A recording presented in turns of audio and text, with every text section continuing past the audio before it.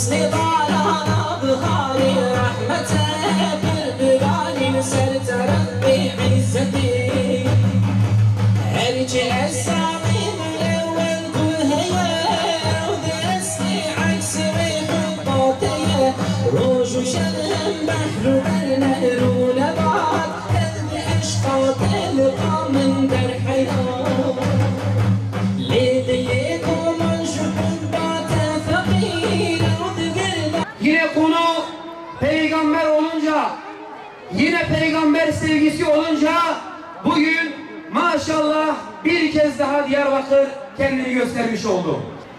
Bismillahirrahmanirrahim. İnnellezîne sebeqat lehum minnel husnâ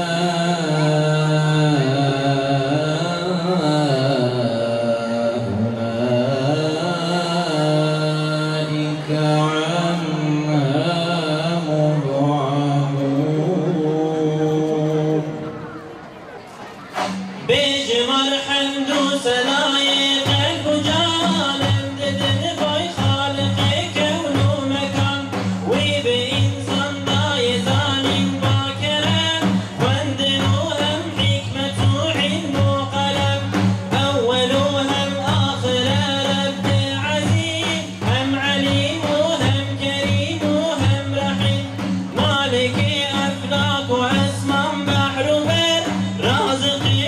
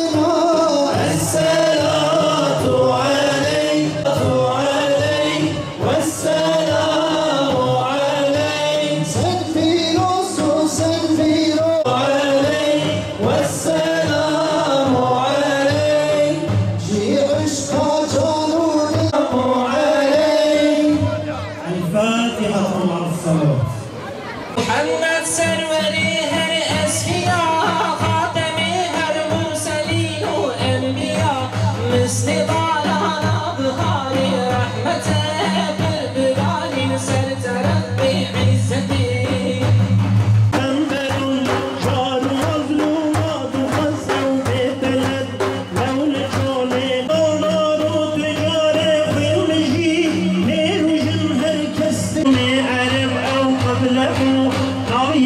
شاموحي إيراج جمالات صدري من ببرينا الله شو حبيبي شو طبيبي ويكوينا.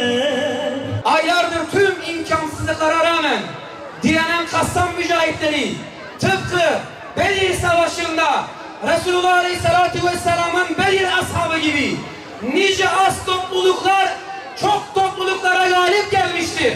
Ayetini düstur edinerek mücadelelerine devam ediyorlar. Unutmayın, karanlık gecelerimizi aydınlatan kıyam erlerine selam olsun. Tekbir!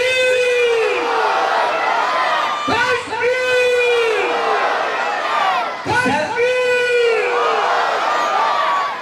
Selam olsun Diyar-ı Ahmet'ten, 5. Harem-i Şerif'ten, ilk kıblemiz Mescid-i Aksa'ya. Selam olsun Selahaddin'in torunlarına. Etrafı mübarek kılınan Beytül Makdis'e. ve selam olsun Hüseyin sevdalarından Ebu Ubeyde ve Kassan mücahitlerine. Euzu billahi mineşşeytanirracim. Bismillahirrahmanirrahim. لقد كان لكم في رسول الله أسوة حسنة لمن كان يرجو الله واليوم الآخر وذكر الله كثيرا. صدق الله العظيم. Kıymetli kardeşlerim, ben buradan bir dua edeyim, sizler amin deyin. Allah'ım, senin rızan için binlerce kilometre öteden buraya canlarını feda ederek gelen, şehit olan sahabelerin ruhundan şu mekanı haberdar eyle. Allah'ım, burada senin rahmeten lil alemin dediğin Hazreti Peygamber'in ümmeti olduğu için veladetini kutlamak için gelen kardeşlerimizden Peygamberi haberdar eyle. Allah'ım, Peygamberin hamd bayrağı olan Roji mahşerde Peygamberin livai hamd bayrağı arkasında şu buraya toplanan kardeşlerimizi Peygamberin arkasında buraya toplandıkları gibi orada da topla. Kıymetli kardeşlerim, mekan çok önemli bir mekandayız. Zaman da yine o derece önemlidir. Nasıl bir mekandayız? Tarih kitaplarımız bize diyor ki dünyada aynı anda hiçbir beldede daha çok sahabenin şehit olduğu bir şehir yoktur. O şehir bu şehirdir.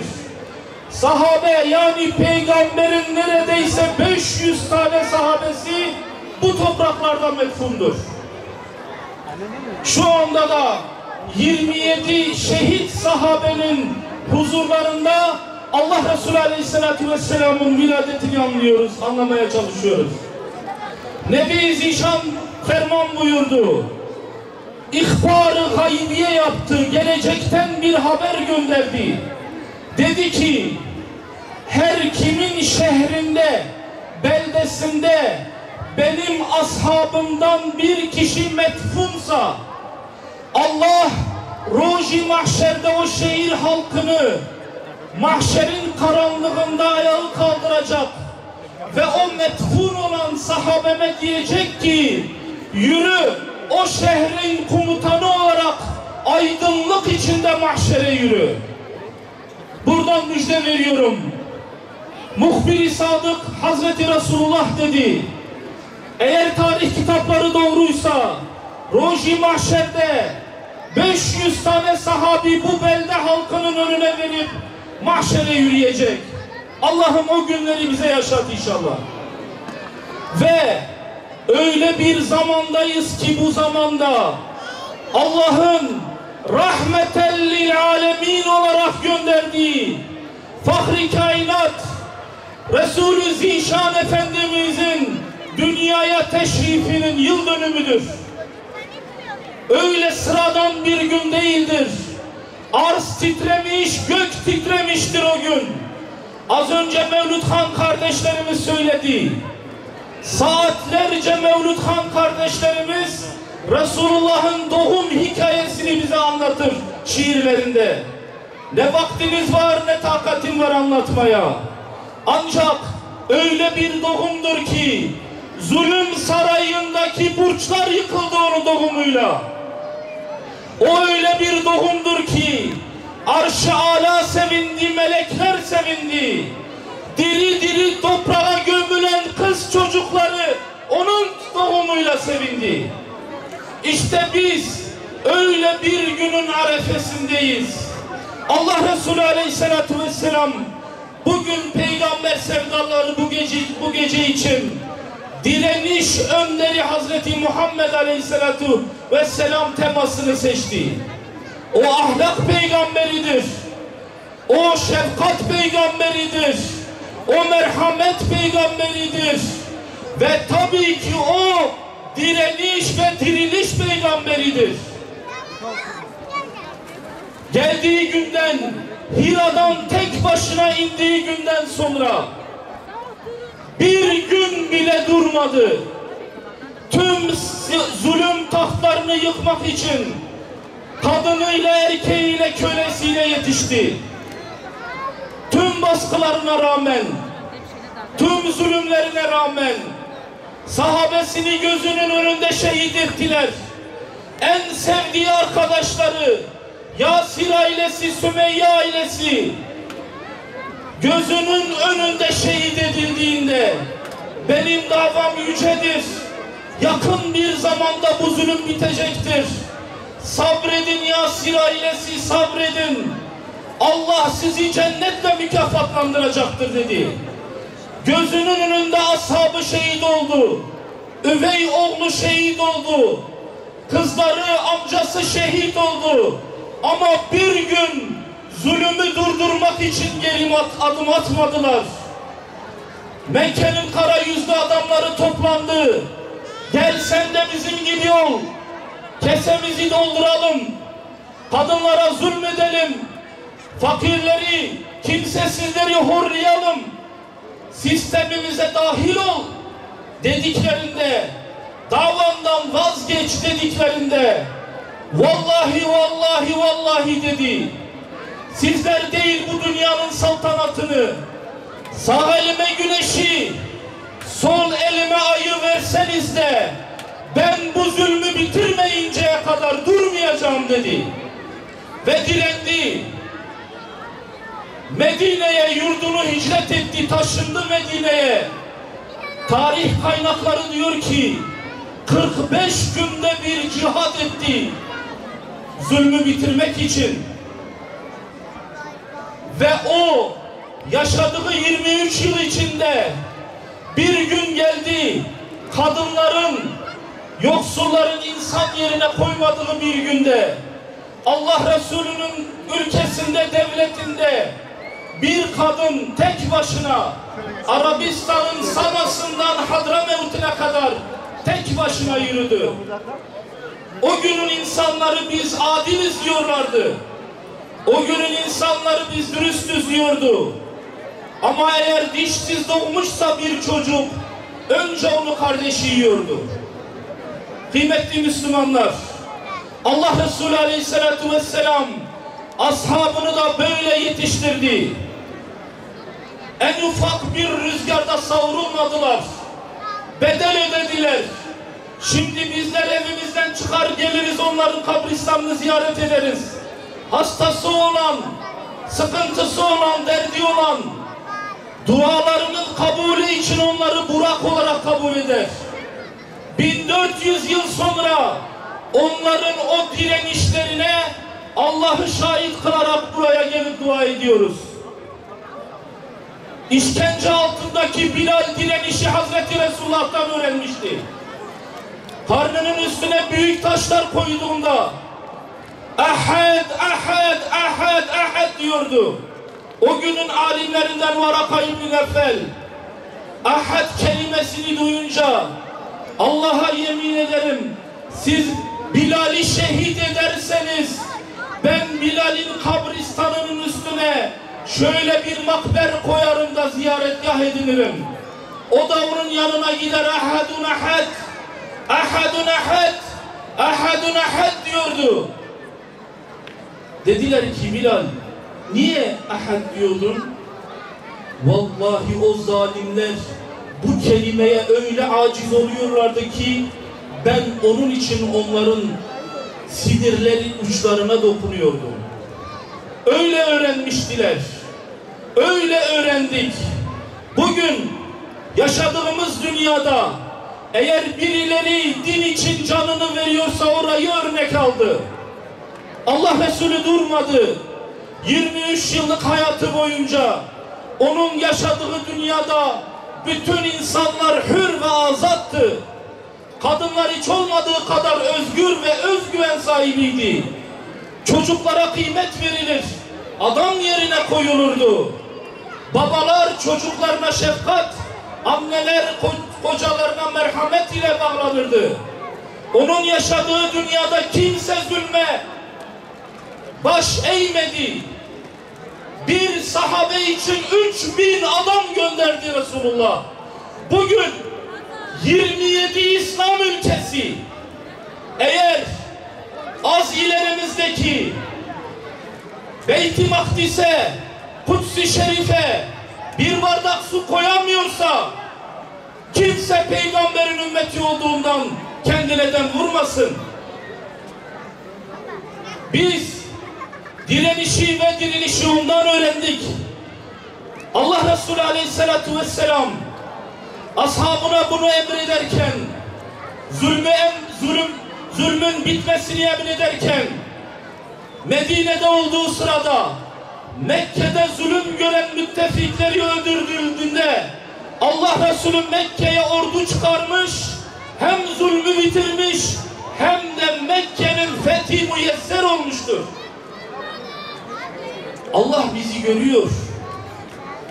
Pozisyonlarımızı değiştiriyor. 57 İslam ülkesi devlet vatandaşlarına şu hakikatle yalan konuştuklarını net bir şekilde gösterdiler. Allah Resulü nasıl ki sahabeye direnişi öğrettiyse bugün kardeşim 22 ay dedi, 23 aya girmeye 2 gün kaldı. 23 aydır Gazze'deki Müslümanlar direniyor. 23 aydır çocuklarını şehit veriyorlar. 23 aydır kursaklarında rahat yüzü görmedi mideleri. Ve onlar direndikçe yıllardır insan hakları dedikleri mefhum yerle yeksan oldu. Onlar direndikçe bas bas bağırdıkları kadın hakları olmadığı ortaya çıktı. Onlar 23 aydır direndikçe biz buradan gördük ki 57 tane İslam devletinin başkanı bizim önümüze set olmaktan başka bir şey yapmadılar. Uhud günü Resulullah Aleyhisselatü Vesselam şehit olduğu haberi gelince sahabeden Enes bin Nadir ayağı kalktı ve döndü ashabın ileri gelenlerine. Dedi ki Allah aşkına Muhammed Aleyhisselatü Vesselam'ın öldüğü bir dünyada neye yaşıyorsunuz? Kalkın ve cennete doğru koşun. Unutmayın, korkaklıkta ar, ilerlemekte şeref vardır. Ben de sizin şahitliğinizde Nebi Aleyhisselatü Vesselam'ın o güzide ashabının sözüyle 57 İslam ülkesine sesleniyorum. Sadece ayağı kalkın. Allah aşkına sadece ayağı kalkın. Roji mahşerde verecek hesabınız yok. Size sesleniyorum Nadir bin Haris adıyla. Enes bin Nadir sesiyle. Korkaklıkta ar, ilerlemekte şeref vardır. Eğer kalkar yürürseniz, her kim İslam eldelerinden bir lider çıkar da Gazze için bir irade ortaya koyarsa, o bu ümmetinde, bizden sonraki ümmetlerinde ve Roji mahşerde bu insanların vebalinden kurtulmuş olacak. Kıymetli kardeşlerim, Allah Resulü Aleyhisselatü Vesselam bir ashabı için 3000 asker gönderdi. Müşrik bir kabile için 12.000 asker gönderdi. Zulümün bitmesi lazım dedi. Bulunduğunuz ortamda, telefonunuzda, sosyal medyalarınızda Allah'ın hasabından kurtulmak istiyorsanız, Roji mahşerde bugünler bize sorulacak, bugünün hesabından kurtulmak istiyorsanız, İbrahim'in Aleyhisselam'ın ateşine su taşıyan karıncanın misalini çocukluğumuzdan beri babalarımız, annelerimiz bize söyledi. elinizden geleni yapın. Hocam yok ki elimiz yetişmiyor. Eğer birisi yaşasın özgür Filistin diyorsa ikincisi siz olun. Eğer birisi kahrolsun İsrail diyorsa ikincisi siz olun. Eğer birisi çocuğuna Yahya Sinvar ismini veriyorsa ikincisi siz olun. Eğer hiçbir şey elinizden gelmiyorsa Allah'ın hesabından kurtulmak için, Nebi Zişan'ın sünnetini yerine getirmek için kalkın, ellerinizi havaya kaldırın ve deyin ki ya Rabbi bu eller ile Gazze'deki Müslümanlara yardım etmeyi bize nasip eyle. Kıymetli kardeşlerim, Allah sizlerden razı olsun. Ecrinizi zayi eylemesin, şuurunuzu artırsın. Ancak üzerimize bir şey var ki buradaki bütün insanların yapması gereken şeydir. Geçen İstanbul'da birçok İslam uleması toplandı ve şunu söyledi. Sizden istirham ediyorum. Dediler ki domuz eti yemeniz, içki içmeniz, hırsızlık yapmanız neyse gidip İsrail mallarını almanız olur. Bakın arkadaşlar, haram hükmü verdi, haram. Siz özellikle annelere sesleniyorum. Çocuklarınızın boğazından aşağı irin geçirmek istiyor musunuz? Leş yedirmek istiyor musunuz? Kan yedirmek istiyor musunuz? Onun için üzerimizdeki vebal çok. Onların zulmüne ortak olmamak için, özelde diyorum, onların zulmüne ortak olmamak için Allah aşkına bir kardeşiniz olarak kendinizi bu ateşten emin eyleyin. Bu ateşten koruyun.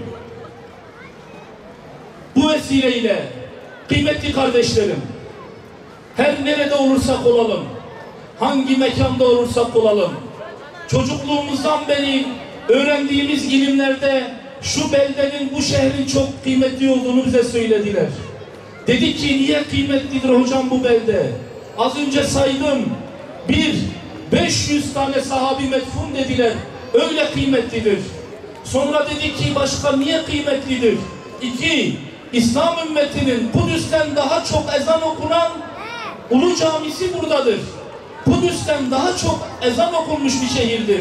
Sorduk, dedik ki hocam başka niye kıymetlidir? Bu şehrin bir de siyasi açıdan bir kıymeti var. Nedir hocam Diyarbakır'ın kıymeti? Bu şehir Selahaddin Eyyubi'nin şehridir. Bu şehrin bir ilçesinin adı Kudüs'te mahalle ismidir. Bu şehrin anneleri Kudüs'ün fethinde Kudüs'ün sokaklarını yıkamak için gül suyu göndermiş. Ve bir o kadar da sizden acizdir Yahudiler. Özellikle kıymetli kardeşlerim, eğer bu şuurla, eğer bu bilinçle şu geceyi idrak edersek, eğer bu şuur ve bilinçle peygamberin zulme karşı olduğunu, direnişle beraber ümmetini, sahabesini yetiştirdiğini hissedersek, başta ettiğim dua var ya, peygamberin livai hamd bayrağı altında, Roji mahşerde gelin bu kardeşinizi görün. Deyin ki biz peygamberin sünnetini takip ettik. Bugün Necat günüydü, sen falanca gün demiştin. Hani nerede? Kıymetli kardeşim, Allah-u Teala bizleri o günde birleştirsin.